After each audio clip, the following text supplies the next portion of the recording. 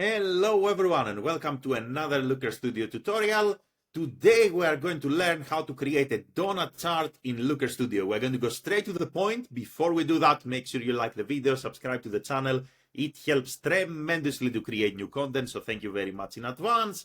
And let's get started. So we're going to click here on Insert. We're going to enter a pie chart first. So we're going to select pie chart and we're going to drop it here.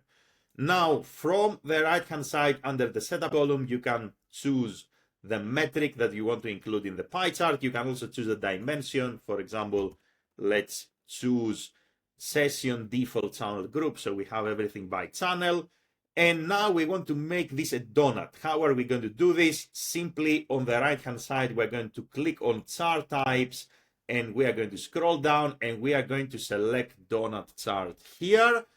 And that's it. That's our donut chart. Now, bonus tips. You can go to style here and you can customize basically how many slices you want this donut chart to have. And you can customize also how your donut is going to look like by actually moving this bar here. If you want your donut to be, let's say, very heavy, or you want your donut to be, let's say, very light, you can customize the inner radius here.